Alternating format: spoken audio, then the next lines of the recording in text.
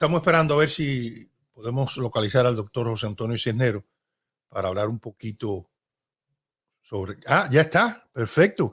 ¿Lo tenemos por teléfono o lo vamos a tener por video? Doctor José Antonio Cisneros, gracias por estar con nosotros. El doctor tiene... Ah, ya lo tenemos aquí, doctor. Gracias por estar con nosotros, doctor. Buenas tardes, ¿cómo está? Bien, le agradezco muchísimo. Aparte de eso, usted también tiene un doctorado en ingeniería biomédica. Así es, sí. Una especialidad que era una novedad cuando vine aquí en el 79 a estudiar y hoy por hoy es una de las principales áreas de desarrollo tecnológico en medicina. Mira qué bueno, doctor. Se lo agradezco muchísimo. Doctor, se muere Colin Powell, ya le estaba vacunado. La muerte, dicen que tuvo que ver algo con COVID, pero él muere de lo que le llaman un mieloma múltiple. Sí. Eso lo que hace es debilitar, por lo que tengo entendido, la inmunidad, porque eso ataca a la médula ósea y cualquier infección, cualquier problema, pues le puede causar lo que le causó la muerte. ¿Es así o fue por la vacuna? No fue por la vacuna. Es importante entender que la vacuna no protege a la persona del contacto con el virus. La vacuna lo que hace es habilitar al sistema inmunológico de la persona para que combata al virus. De tal manera de que la protección que ofrezca una vacuna va a depender de la eficacia de la vacuna misma, pero también de la eficacia del sistema inmunológico del paciente. En el caso del general Powell, él padecía primero él tiene tres elementos de alto riesgo. Primero, su edad. Él tiene 84 años. Segundo, él padecía de un cáncer de la sangre, un cáncer que afecta la producción de glóbulos, que son elementos esenciales en la defensa contra enfermedades de todo tipo. El mieloma múltiple es un cáncer de las células de la médula espinal donde se producen los leucocitos, las células blancas que también producen los linfocitos y los anticuerpos. De tal manera que es razonable pensar que en pacientes inmunosuprimidos como el general Powell, donde se le dan medicamentos que no solamente afectan el crecimiento de las células del sistema sanguíneo, sino que también afectan su sistema inmunológico, la vacuna ha debido haber tenido menos eficacia que en otras personas.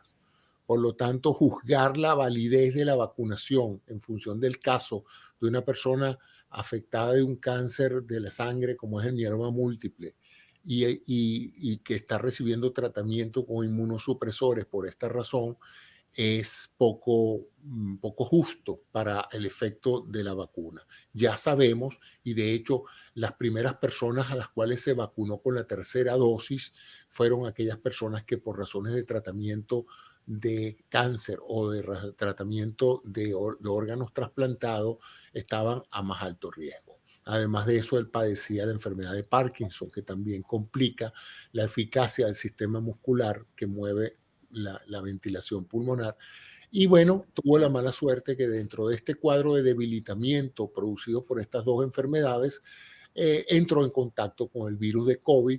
Eso le produjo pues una complicación más que si él hubiera estado sin el mieloma múltiple y sin el tratamiento que estaba recibiendo, es muy probable que hubiera podido pasar con pocas complicaciones esta enfermedad, pero en el caso de él, pues lo llevó a la muerte, lamentablemente, porque es un hombre al cual, por lo menos en mi caso, yo tengo una profunda admiración por él, porque yo llegué a Estados Unidos durante su gestión en los 4 grandes cargos que ha ocupado como, como asesor de seguridad del presidente Reagan, luego como jefe del Estado Mayor Conjunto con varios presidentes y finalmente como secretario de Estado, que fue una trayectoria admirable, sobre todo por el origen humilde del hombre y encima por, inevitablemente hay que mencionar el factor de raza negra, que el cual pues evidentemente hubiera sido mucho más difícil para él escalar los rangos que escaló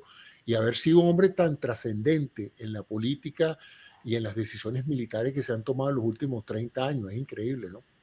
Yo casi nunca le llamo a una persona patriota, pero en el caso de él, sí lo puedo decir claramente, es un patriota. Si mal no recuerdo, sus padres vinieron de Jamaica, o sea, sé que él de tiene, Jamaica. vinieron de Jamaica. Es la típica historia del éxito americano. El Sí. inmigrante que llega, sus hijos que se crían en las capas más pobres de la sociedad y a punta de talento, de esfuerzo y de liderazgo, este hombre emerge de 2 tours en Vietnam y se transforma en un elemento bipartidista. Este hombre prácticamente en un momento político fue considerado el hombre más presidenciable de los Estados Unidos por ambos partidos. Pero Aquí se lo está él nunca tuvo interés de meterse en la... Nunca, nunca, pero es asombroso que los dos partidos se lo estaban peleando como candidato presidencial porque se lanzara por cualquiera de los dos partidos, ese hombre ganaba las elecciones. Pero fíjate, y siempre, a pesar de ser un republicano digno, a la hora de expresar su opinión, avaló al presidente Obama y luego luchó contra los arbitrariedades del presidente Trump, lo cual demuestra pues su carácter y su entereza, porque en la política de hoy no es fácil ver un político tan íntegro que rompa filas partidistas para expresar su opinión y su sentimiento con respecto a un tema, ¿no? Voy a cambiar ahora y también voy a hablar un poquito de alguien que nació, como se dice en los Estados Unidos, on the wrong side of the track. En otras palabras, está la línea del tren, en un lado la parte de gente de dinero y del otro lado los pobres, los que no van a tener oportunidad en la vida. Uno de esos era Bill Clinton. Se superó, un individuo, en mi opinión, brillante, como es natural, como hombre al fin, pues tuvo sus fallos inmensos. Se le iban los ojos, doctor, cuando veía a una mujer. Yo, yo lo conocí y No yo, es el único y tampoco está en mala compañía porque eso es muy frecuente. no, pero yo lo vi, le daba con el brazo y a presidente, usted está presidencial, sí. Vino de la parte pobre en Arkansas, fue considerado en un momento como el primer presidente afro, porque se identificaba muchísimo, no solamente por sus creencias liberales, sino por el saxofón y todas las cosas. Estuvo internado 5 días en un hospital de Los Ángeles. Cuando yo escuché la noticia, pues hay que preocuparse. Un hombre que tiene 75 años, un bypass cuádruple en el corazón, ha tenido problemas desde hace muchos años, no se cuidaba, aunque él dice ahora que ya se ha convertido en vegetariano o vegan, ¿no? Y todas estas cosas, pues, un susto inmenso. Una infección, una sepsis, que es una infección en la sangre. Yo había escuchado que era una infección provocada, eh, era urinariamente, pero escuché en un canal que yo digo que no se ve aquí, no, tuvo una infección renal. Una cosa no tiene nada que ver con lo otro. Esto es una infección urinaria, que dicen que es muy común en los hombres ya de esa edad de 75 años. ¿Es tan común eso, doctor? Muy común y tiene que ver básicamente con un problema que adolecemos todos los hombres de más de 50 años, que es el crecimiento progresivo de la glándula de la próstata, la glándula prostática. Independientemente de que se desarrolle o no un cáncer de próstata, todos los hombres inevitablemente van a tener un agrandamiento en una patología que se llama la hiperplasia prostática benigna. Y simplemente la próstata empieza a crecer. Y cuando empieza a crecer, bloquea el trayecto urinario y produce moderados a severos grados de obstrucción urinaria. ¿Qué pasa con la obstrucción urinaria? La orina es un fluido que sale estéril de los riñones, baja por el uréter, llega a la vejiga y luego de ahí sale hacia el exterior a través del pene en el caso de los hombres. Resulta que la orina es un excelente medio de cultivo para bacterias. Por lo tanto, cuando se produce su estancamiento en cualquier parte, es bastante frecuente que se produzcan infecciones urinarias. Como la próstata obstruye en grados diversos la salida de la orina, se producen con bastante frecuencia en hombres que tienen prostatitis o grados importantes de obstrucción prostática, se producen infecciones urinarias. Si esas infecciones urinarias acontecen en un paciente mayor, la infección corre rápidamente a través de la parte prostática, sube a la vejiga, produce una cistitis, muy común en las mujeres, pero también puede producir en los hombres, y por ahí puede ascender por el uréter hasta el riñón y producir una pielonefritis, una Pero inflamación, una infección. ¿cómo termina en la sangre? ¿A través del riñón? Ah, bueno, no, es que fíjate tú, en Ah, algún momento de ese proceso de inflamación e infección, pequeños rupturas de vasitos, o bien sea a nivel prostático, pueden hacer que algunas de esas bacterias penetren al trayecto sanguíneo y se produzca una sepsis, es decir, el pus, el aspecto infeccioso pasa ahora a la sangre y produce una septicemia, que es una infección grave porque ahora tienes las bacterias nadando en la sangre por todo el cuerpo, ¿no? Ahora, tú dices, bueno, ¿y por qué eso no le pasa a todo el mundo? Bueno, porque de alguna u otra manera los factores que controlan todas las infecciones virales o bacterianas tienen que ver precisamente con el sistema inmunológico. Los anticuerpos y los glóbulos blancos están constantemente matando estas bacterias. En el caso de Bill Clinton puede haber habido, se especulo yo, un debilitamiento de su sistema inmunológico que permitió no solamente el crecimiento bacteriano y la infección, sino el hecho de que pasara su sangre. Eso no es de descartar en un hombre que tiene una dieta pobre en calorías. ¿cómo puede un hombre que nos esté escuchando, cómo puede empezarse a sentir mal? ¿Va a tener problemas al orinar? ¿Cómo se puede saber? Porque ya yo estoy en los 72, voy ahorita para 73, y estaba pensando en eso y digo, oye, ¿cómo uno se puede prevenir, o cómo uno puede darse cuenta, oye, estoy teniendo este problema, déjame ir al médico rápido? Porque yo, cada vez que he escuchado algo de una septicemia, pienso, ay, Dios mío, ese hombre se muere, o mujer, el que sea. Sí, es una infección muy grave, pero la septicemia no tiene necesariamente por qué venir de allí. Muchos procesos infecciosos pueden en un momento dado pasar a la sangre y infectar la sangre, por decirlo de esa manera, lo cual es un caso grave porque entonces tienes la infección por todos los múltiples órganos.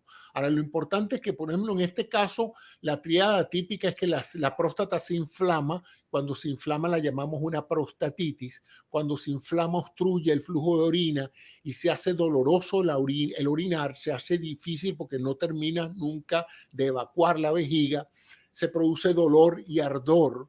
Y si en ese momento tienes fiebre, tienes que llamar de inmediatamente a tu médico y a tu urólogo porque hay que ponerte antibióticos y hay que probablemente hacer algún tipo de procedimiento para evacuar esa orina. Usualmente lo que se hace es pasar una sonda de manera de vaciar eso, porque mientras esa orina esté estancada dentro, es un excelente foco infeccioso para que en un momento dado te compliques más. Y por eso que lo atacan muchísimo con unos antibióticos extremadamente fuertes. Agresivo, sí, sí, ya una sepsis requiere hospitalización porque de allí puede migrar la infección hacia los pulmones, hacia el corazón, hacia muchos otros órganos, ¿no? Esta, esta, esta enfermedad puede recurrir en un hombre, o vamos a decir, en el caso de Bill Clinton ahora que lo atacaron con los antibióticos, estuvo en el hospital, la alimentación va a cambiar, todo eso, eso puede que no le vuelva, o ya tiene el precedente de que esto le puede pasar, le puede recurrir. Bueno, mira, sí toda infección puede recurrir, ¿no? Yo presumo que él tiene una excelente atención médica, por lo tanto yo me imagino que la parte prostática a lo mejor incluso ya ha sido operado de la próstata, se le ha resecado parcial o totalmente la próstata, es posible, yo no sé, no tengo información de eso, pero es posible que se le haya hecho eso, pero de cualquier manera habla sobre la vulnerabilidad del sistema inmunológico después de cierta edad. Y esa es precisamente la razón por la cual en el caso del COVID, los pacientes de más de 65, 70 años tienen que vacunarse y guardar sus prebendas de distanciamiento y del uso de la máscara en áreas muy, muy llenas de público, porque son la población de más riesgo. Doctor, hay una pregunta que me surgió porque veo que el número de casos de infecciones continúa bajando. Y entonces estaba hablando con una amistad de que hoy en día usted compra en la farmacia unas pruebas que usted mismo se hace si el test, y si le da positivo, pero no se siente mal, eso no se reporta nunca. Es correcto. ¿Cómo es posible? Mucha gente lo está tomando de esa manera. Bueno, acuérdate que aquí no hay obligatoriedad de hacerlo. En otros países puede ser hasta delito no notificar a las autoridades de que tú has resultado positivo a un test de COVID. Pero aquí no hay forma de monitorizar ni de obligar a la gente a eso, ¿no? Recuerda que eventualmente la solución a este problema está en dos aspectos.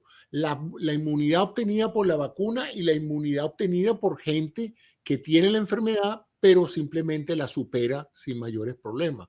La gran mayoría de las personas la superaron. O sea que la razón por la cual esto está bajando en muchos países del mundo es porque el virus está encontrando cada vez más dificultad de encontrar una persona vulnerable por dos razones.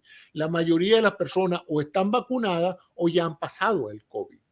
Entonces el virus está que no encuentra dónde alojarse en una persona que sea vulnerable, y eso es por la razón por la cual se está ya de una u otra manera en algunos países alcanzando la inmunidad de rebaño, y vamos a empezar a ver la combinación de vacunación con personas expuestas al COVID que lo superaron bajando. Sin embargo, todavía hay muchísima gente vulnerable porque ni ha pasado el COVID ni se ha vacunado y no sabe realmente si tiene una inmunidad natural a la enfermedad o si va a ser estragos, como el caso lamentable del general Powell. Yo oí un cuento que yo no lo creo, ¿no? Pero bueno, se lo voy a, sin mencionar el nombre de quién.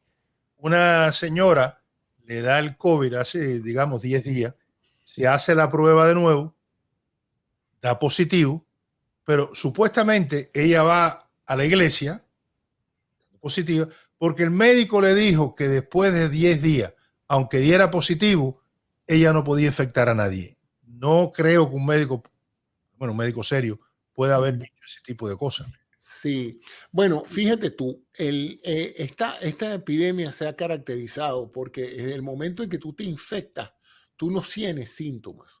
Ocurren unos 2 o 3 días desde el momento en que tú adquieres el virus hasta que éste se replica en cantidades suficientes como para que tú te sientas enfermo. Y ese fue el mayor problema, que estábamos entrando en contacto con gente que ya estaba COVID positivo y ni ellos ni nadie de afuera podía saber si estaban infectados.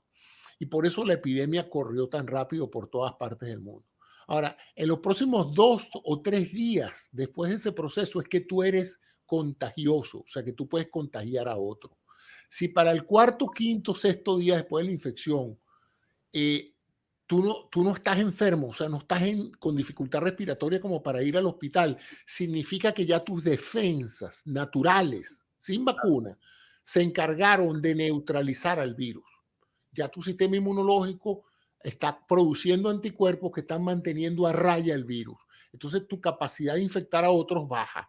Por eso es que al principio se decía de cuarentenas de 20 días, después se bajó a 10 días y en algunos casos pues hay individuos que han dicho, mira, con que tú te mantengas en cuarentena 7 días después de tener la primera notificación de que eres positivo, ya tú dejas de ser sumamente contagioso. Porque no es que una persona adquiere el COVID y va a seguir contagiando por 3 meses. Eso no pasa, ¿no?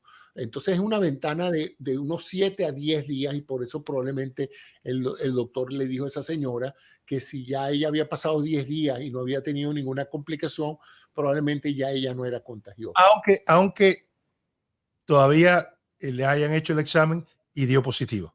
Sí, sí, porque el examen, por ejemplo, el examen que más se hace, que es el PCR, es un examen muy sensible. Aun cuando no haya muchos virus en el cuerpo, el examen sale positivo.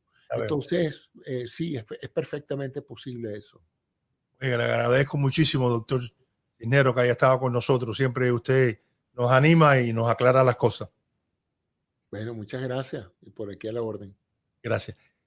Le doy las gracias, como siempre, al doctor Cisneros, porque me habla extremadamente claro en las preguntas. La semana, yo diría hace 4, 5, 6 semanas, vimos la situación en Haití, los problemas de Haití. Y yo siempre le digo que yo le recomendé, amistades mías, bueno, amistades no conocidos, porque eso uno uno dice amistades y eso no está en la amistad. Conocidos que están dentro del gobierno del presidente Biden. Y yo le dije, mira, hay que ver y hay que mirar la situación de Cuba. Pero ojo con Haití, porque Haití había unas revueltas inmensas.